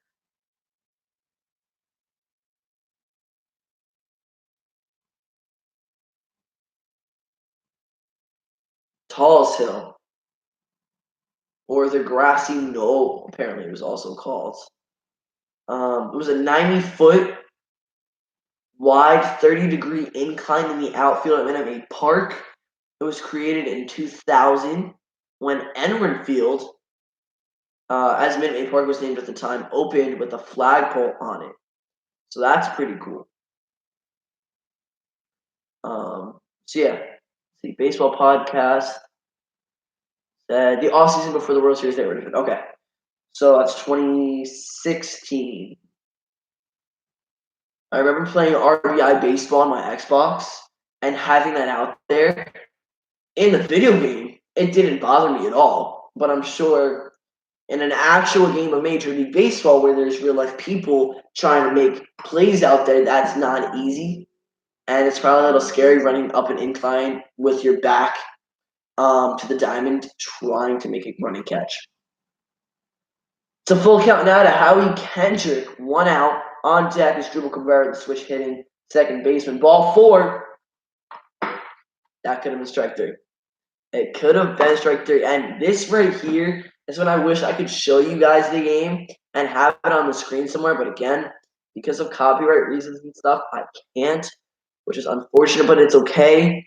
But yeah, that was a strike call in the first and second inning for the Nationals against them. And now I guess it's good that they're getting it in their favor, and it's ball four, but I just don't like the inconsistency. I'll say it once, I'll say it 1,000 times this stream. I just think the umpires need to be a lot better, especially in the most crucial series of the year. I like the hill, but it's easy to get hit out there. Yeah, 100%. They definitely made the right decision removing it, but it looks really cool. 1-0 count now to the second baseman for the Nationals. It'd honestly be great, a one-out rally. Zimmerman on deck, but if we can get like a hit from Cabrera or back-to-back walks or get him on base somehow, that'd be amazing. Then Kendrick would advance, and hopefully Zimmerman would be able to bring him home. 1-1 count, swing and a miss right there from Cabrera. Jim Wolf is the home plate umpire tonight, calling balls and strikes. He's doing a pretty okay job. I don't know if I could do much better. Not at all. It definitely took me a little while. Umpire training stuff. I'd honestly love to be an umpire. Just I think it would be. I'd probably make the same mistakes. So it's kind of hypocritical there, and I do apologize for that. But I just think it's gotta be cool. Like seeing some of the best players play. I wouldn't mind being like a first or third base ump. First base, sometimes there's some really close calls, like split-second decisions you have to make. But it's cool. Second baseman's got himself into a 2-1 count. One away, one runner on. He shows bunt. Greinke going to get the ball. And we know he can play very good defense. So he's going to make the throw over to first. So it's a 1-3 fielder's choice. Howie Kendrick will run into scoring position now. He's at second base.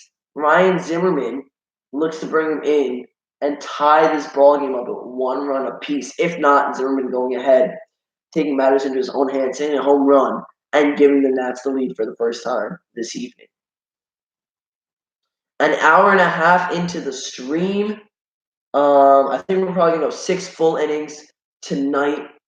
And, yeah, we'll see how things go. I'd love to end it with the Nationals on top or at least tied. And then as I'm going to sleep, I'll probably listen to the game or I'll have it playing in the background on my TV. First pitch, call strike to Zimmerman. He puts his hand up. He's like, yo, Blue, what?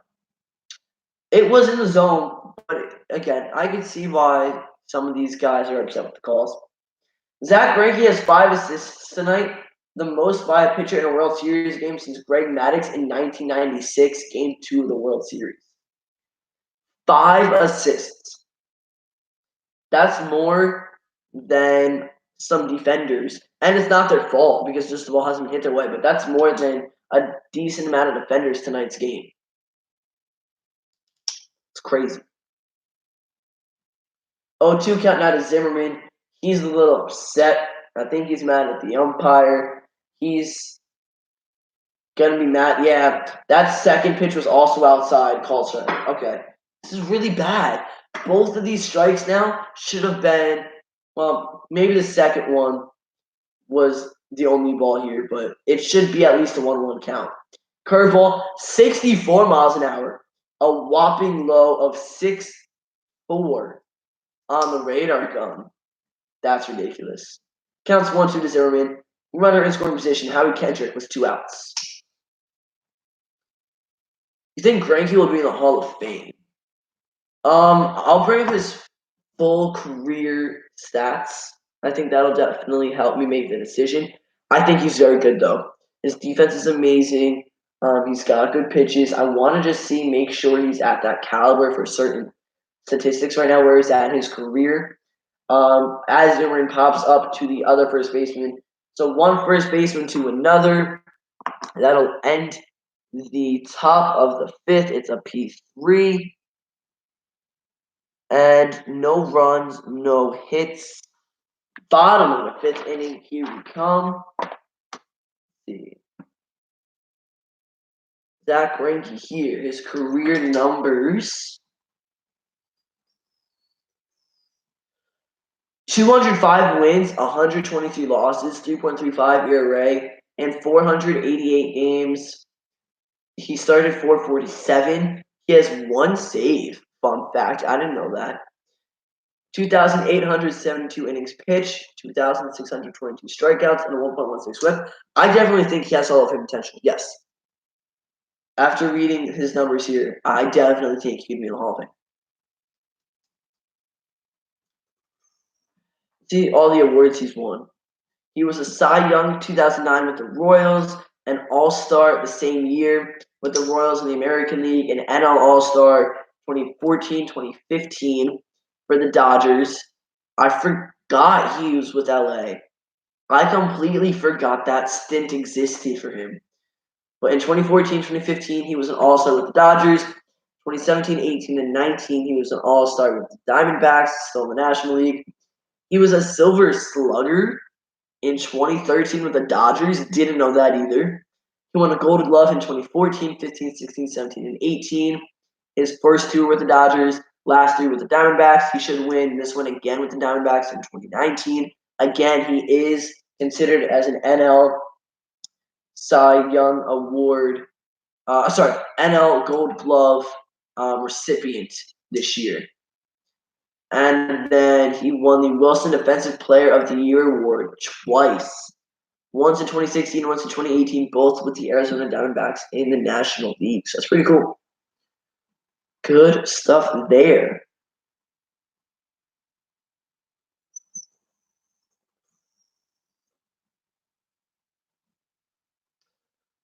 All right. Over an hour and a half into the stream, we're going to be streaming for about an hour. No, an inning and a half. Probably to the end of sixth. Last night we got 5 full innings in. Tonight, game 7, we're going to go for 6. It's been a great game of baseball. 1 run, it's definitely a pitcher's duel. We've only seen 2 strikeouts.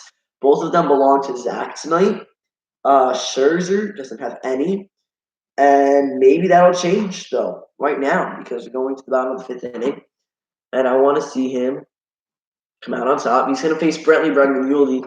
These are the guys in the heart of the order that I have said that you should watch out for in our what to watch for at the beginning of the stream.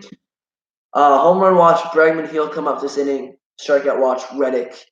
In his last at bat, he singled last inning. So, not right with any of my predictions yet. For the Nationals, my home run watch is Rendon. He's hitting 3rd, and my strikeout watch is Robles. First pitch to Brantley is a ball. The second pitch to Brantley is a ball. So it's a 2-0 count. 78 pitches. Garrett Cole warming up in the bullpen. And I said this maybe in the 3rd inning or earlier. I said we might see Garrett in. That's going to be rough if the Nationals don't have the lead by then. That one's poked in against the shifts, or through the shifts, rather. And I think Cabrera might have had a diving play if he really wanted to. But he decided against it. Okay.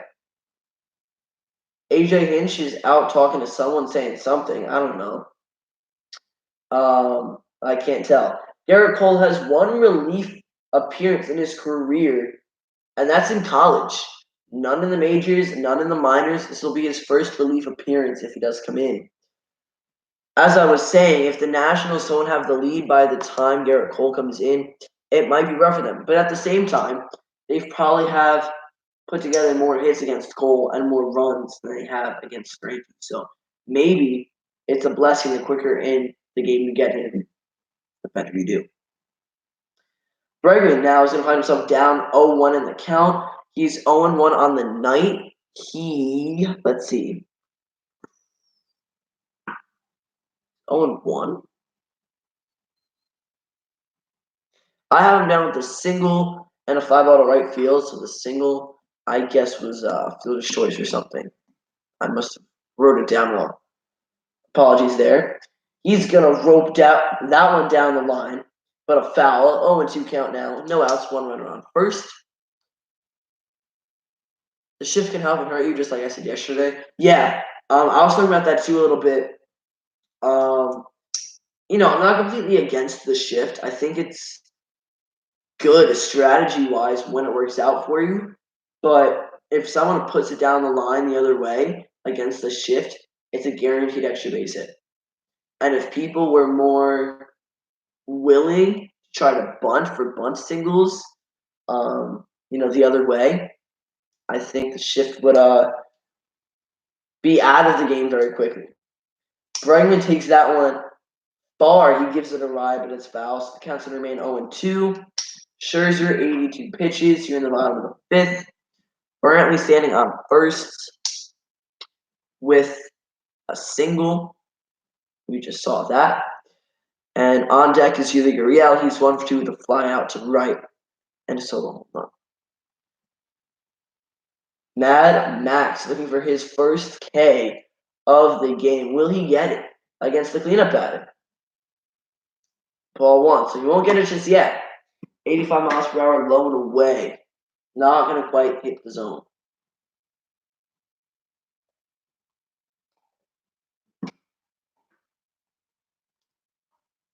All right. 1-2. We're seeing sights of the fans, different camera angles. People are saying MVP. I can tell that. I can read those lips, but I'm not good. I'm not John Boy good when it comes to decipher what people are saying. John Boy is gifted and he's amazing. The stuff that he has content-wise, very good. There we go. First strikeout of the night for Max Scherzer comes on a swinging strike from Alex Bregman. 1 out, 1 runner on first. Now Scherzer's release point when he comes across and is throwing his pitches, at least tonight, the fastball and the curveball and the slider have all come out of like this same angle of his arm. And I'm trying to like recreate that as good as possible, but it's definitely not as good as it can be. Warm up the bullpen Nationals. Yeah, I don't know who they would go to. Again, maybe Corbin. I don't think Strasburg would come in tonight. Especially coming off of his start yesterday. That's a lot of short rests. And actually might not even be eligible to pitch. Yuli Gurriel, big wave and a miss. Counts even at 1-1 for him. Fernando Rodney would probably come in later. Rainey might be someone who warms up and comes in to relieve Scherzer. Unless Corbin, you want to throw Corbin or Anibal Sanchez. Anibal Sanchez might be good out of the pen. They have their options. There we go. Looks like 83 mile per hour slider, low and away. Nowhere in the zone. Almost hit the dirt, but Gurriel chases it. And it's a 1-2 count. So Scherzer's first strikeout was just completed as Bregman swings and misses. He might have his second now back-to-back at bats. I'm surprised that Garrett Cole is warming up, honestly. I'm not. I think this is a very close game. The Astros are trying to secure the win. The last time Cole pitched, let's see, my calendar here. Today is the 30th. Game 6 was yesterday. I think Game 5 was the 27th, and that might have been Garrett Cole's last appearance. So 3 days rest. He's gonna be okay, I guess. Yuli Gurriel, a ground ball to Trey Turner, a diving stop. He's gonna make the throw to second, but the throw to first will not be in time, so it's a fielder's choice. Yuli will reach first, but Brantley is out on the play. Instant replay here. Let's see if it was closer at first than we thought. I don't know if they're going to show replay right now. They're showing us home run again. But, yeah. So 2 outs now. Yuli Gurriel just swapped places with Brantley. The fielder's choice, Turner to Cabrera to Zimmerman. But the Cabrera to Zimmerman interaction was not quick enough to retire the Astros first base. 2 outs. Gurriel standing on first for Jordan Alvarez, the DH for tonight. That's going to run inside for ball one. And Jordan is 1 for 2. He had a single back in the second inning. Then he flew out to center to end the third. Just 2 innings ago. He's hitting .438 in the World Series. He has 1 home run, 2 RBIs. And his postseason career, which is just strictly this postseason because he debuted the second half of the regular season in 2019. He is hitting .236 with 1 home run, 3 RBI. So other than the World Series, he's put together 1 RBI in the Division Series, Championship Series combined. The 1-0 delivery, ball 2, same pitch, fastball inside. Can't tell that was a fastball change. It was coming in at 90 miles an hour. But Scherzer is getting tired, I would assume. 90 pitches. Rendon is playing probably closer to second base than the shortstop would be usually. Big gap on the left side of the infield. So if Alvarez was really trying to get pushy here, bunt it down the third baseline, or just try to be or get the timing right and get it down to third base. It will be a base hit. But he's not going to have the opportunity to swing at anything just yet. That's going to be a 3-0 count now. On deck is Carlos Correa. He's batting 7th. Can you stream more this off season? If I find something to stream, yes. Other things I've streamed that aren't live play-by-plays of games or me opening up baseball cards. So I might do that if I open a couple boxes. Over the holiday season, I'm sure I'll get something. I'll even probably purchase a box or two myself before the 2020 season starts. We should get at least one baseball card stream in. I don't know if you guys know, but I'm a huge card collector and card enthusiast. I love that stuff. Have some pretty cool autos and relic cards and some low-numbered cards as well. It's 3-1 to Alvarez, delivery, ball 4, 94 miles per hour, up and in. That's going to be another walk. So now, Yuli at second, Alvarez at first, Correa coming up.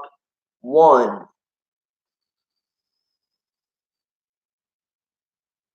2, 3. So I thought it was more than that, but 3 walks for Scherzer so far. But yeah, if I can find something, I might stream. Once we hit 1,000 subs, I'll probably do like a non-baseball related Q&A or baseball related Q&A as well. Either or, doesn't really matter. But I will do a live Q&A once we hit 1K. So let your friends know, guys. As soon as we hit 1,000 subs, that's what we're going to be doing. Probably the day we hit it. So if you guys are excited for that, you guys have questions, start thinking of them. It might be a little while until we hit that big moment on the channel, but never hurts to be too prepared, Opponents are 1 for 27 with runners in scoring position this postseason against Scherzer. 0-1 count to Correa. Guys on first and second. 0-2, wave and miss at a slider. Low and away. So yeah. Couple exciting things to look out for this offseason on the channel. I'm not going to say too much yet, but I'm excited. We got some new content, some different content coming up. I have some cool plans. So it's going to be great. It's going to be great. We're going to get through not having baseball in our lives together. Oh, he checked his swing. Didn't go around, though. Back-to-back sliders from Scherzer. That one just a little too outside. All right. Almost 2 hours in. Bottom of the 5th inning is almost over. 2 outs, 1-2 count to Correa. Yuli Gurriel sitting on second. Jordan Alvarez currently at first via an not intentional free pass, but a walk. 2-2 count now. Fastball's going to run inside. And the count's even. 97 pitches for Scherzer, so I don't know if he's going to come back out in the 6th. But what do you know? Patrick Corbin warming up. Yep, that's not a surprise to me. I was kind of talking about that a couple minutes ago. They might go Corbin to Sanchez.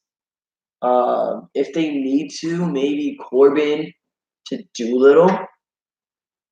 Or Corbin to Rodney. They have a lot of different choices here that they can work with. See here. The 2-2 payoff pitch from Scherzer. Correa's going to put it in play. Fair ball. Anthony Rendon touches it in fair play, but he cannot keep it on the right side of the foul line. So it's an RBI single from Carlos Correa. I'm sorry, I just completely lost track of what I was going to say. Rendon tries to make a spectacular diving play. Credit to him. It would have been fair either way, though. So honestly, he just prevented an extra base hit for Correa on his end. But that's an RBI. It's a single. Yuli scores from second. It goes off of Rendon's glove, and it hits like the wall to the left of third base. They almost get Alvarez out on the throw to third. Correa's happy. He's like, yes. He's excited. I think he proposed to who I'm assuming is his wife now. I think they'd already gotten married at this point. It's a challenge from the Nationals though.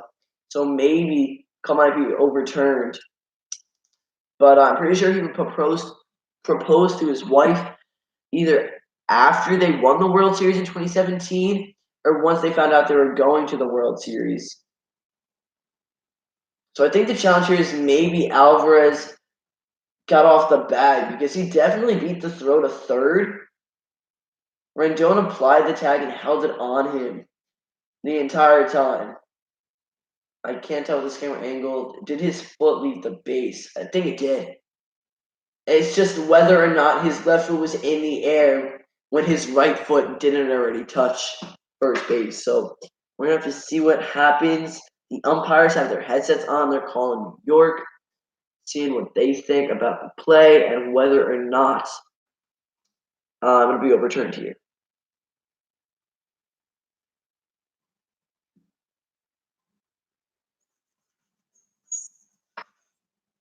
By the way, guys, I think now's the perfect time for me to thank you all for going ahead and showing the support on last night's stream. 400 views and counting tonight. You guys have been amazing as well. We've seen a lot of guys in here. You guys are the best. I would not be where I am without you all. Thank you all so much for being you and for being here with me tonight. The umpires have the decision. He's safe.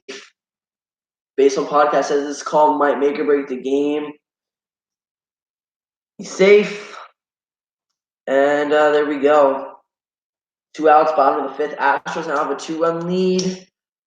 And, I think I might call it a day in a little bit after the Nationals hit in the top of the sixth. That might be all for me tonight. I don't know. We'll have to see. We'll have to see how I'm feeling. So if the Nationals do bad against Greinke, I think I'm just going to go upstairs and celebrate the Astros winning the World Series. I'm not rooting against the Astros at all. I never was, but I just want the underdogs and the Nationals to win because I think they deserve it. Not that the Astros don't, but you guys know what I'm trying to say. I think I made this point a couple of times. 1-0 pitch, 1-0 count to Chirinos. Pitch number 100 on the way from Scherzer. Runners at the corners. 2 outs, a 2-1 ball game now. It's 2-0 in Houston's favor. Big hack. He's going to get over it. And he's early, so 1-1 count to Chirinos. All right, I'm going to grab a quick drink of water here.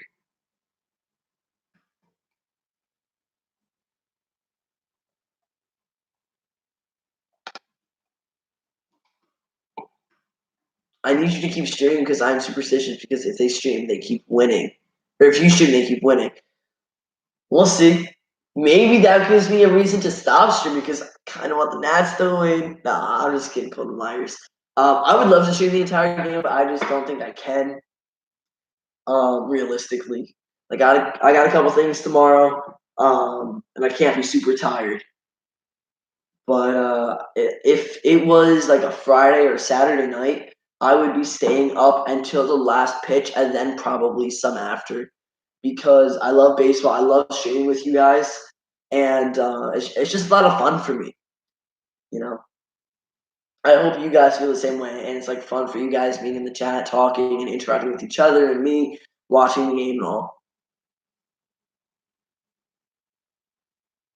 Hey, 2-2 count. Josh Reddick on deck. Torinos is 0 for 2. Runners on the corners. The score is 0-2. The bottom of the fifth. We've been streaming for almost 2 hours, which is great. Scherzer calls timeout.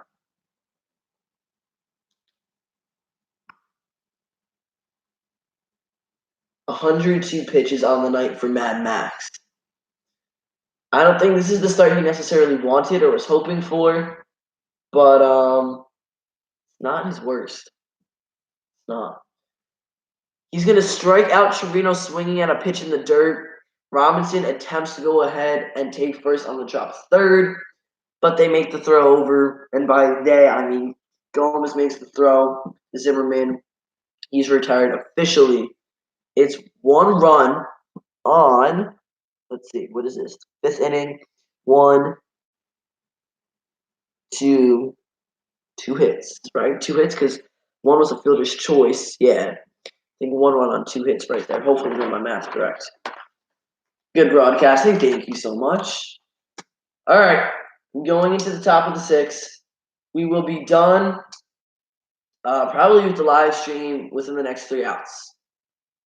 I think that we're going to call it a day. If the Nationals get something going, I might keep the live going a little bit just for the superstitious part of it, as Colton would say, who's in the chat right now.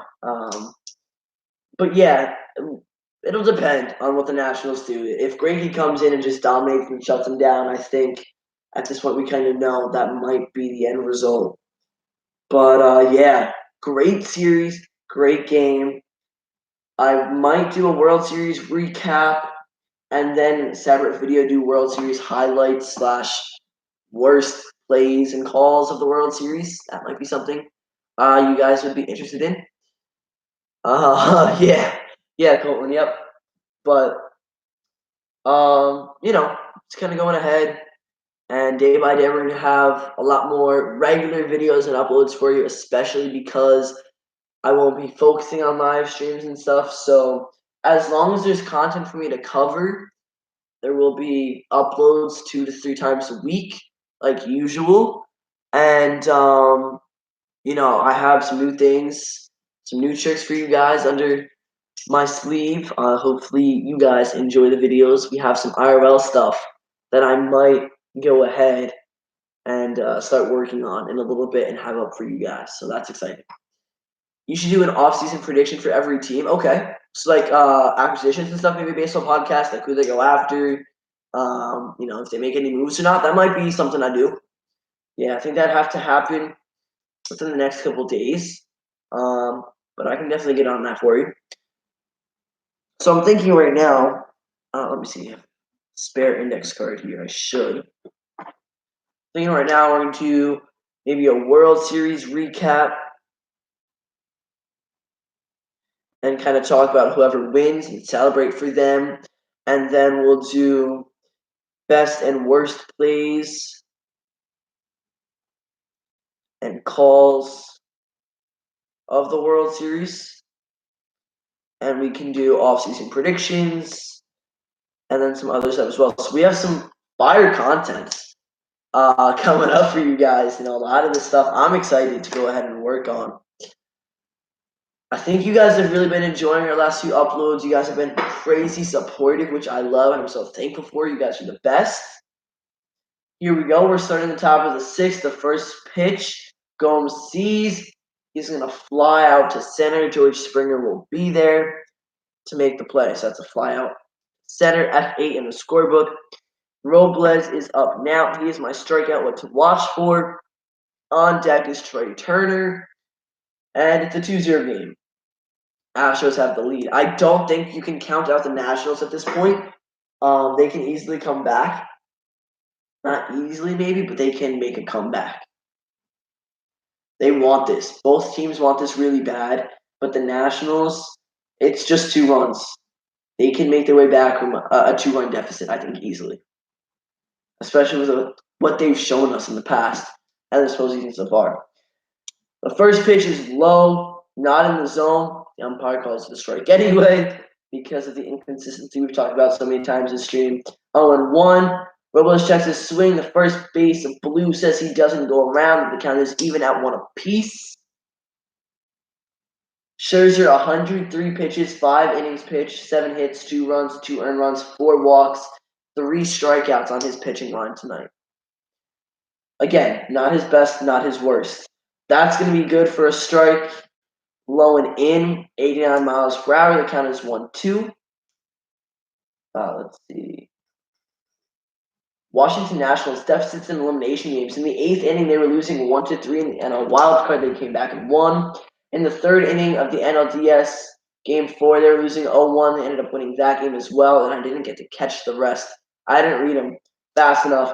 Robles is going to ground out to Gurriel, 3 unassisted. The lineup card turns over now. In the 6th, Trey Turner is up, and I'm just realizing this might be the last out. Or no, this will be the last out I do a complete play-by-play of the 2019 season, of the postseason, and of the World Series. So yeah, crazy.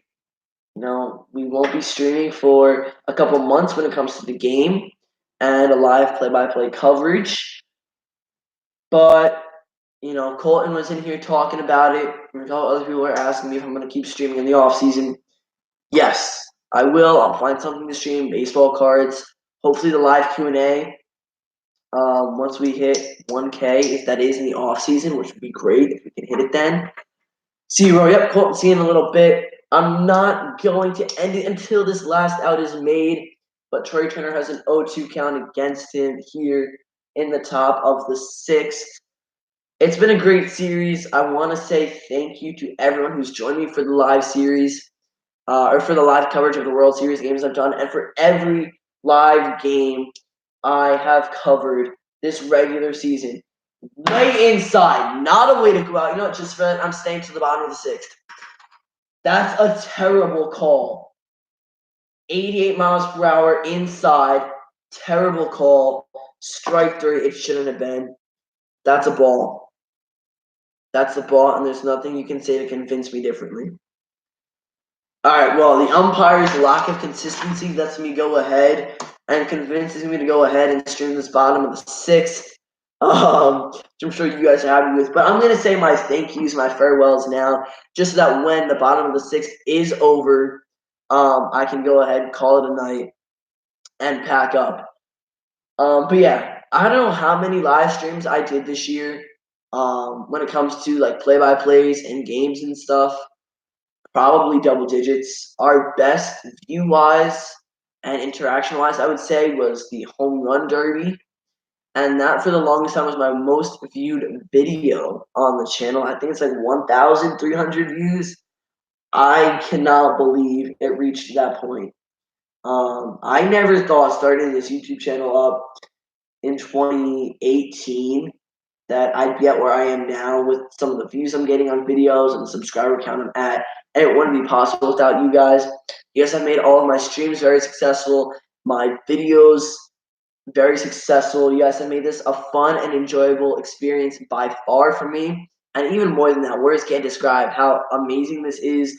I love doing YouTube, and you guys are just amazing. I have a great community that backs me. You guys are all incredible. I thank you all so much. I cannot be here without you guys. I would not be here without you guys. And yeah, it's great. We come to the end of the World Series here, these last couple innings. And of course, I want to see a great last third of the game. No matter who wins, the season was phenomenal for all 30 teams, even those that didn't do very well. We all know who I'm talking about, Orioles and some other teams we don't have to pick out, call out names, but that's okay. You always have to look to the future when your present isn't so bright. You always have something to look forward to. So yeah, I'm looking forward to a lot of things on YouTube. And some big milestones coming up soon, you guys all know. I'm 5, you know what I'm talking about here. But that's it.